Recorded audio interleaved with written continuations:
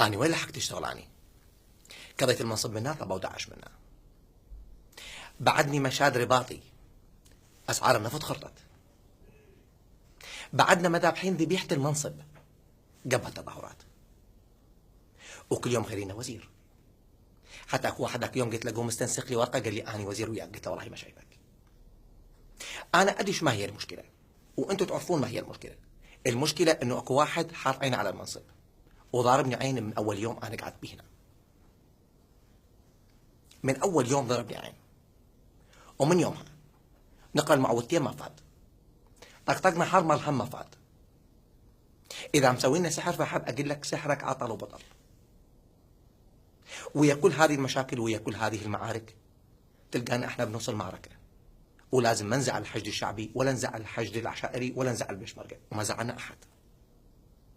ولازم ما نقاتل لا ايران ولا السعوديه ولا امريكا، وما قاتلنا احد. ولازم نحرر العراق وحررناه، بلا بوخات بلا عنتريات. انا كنت بالبرلمان، قاضيها بس شاي وعطل.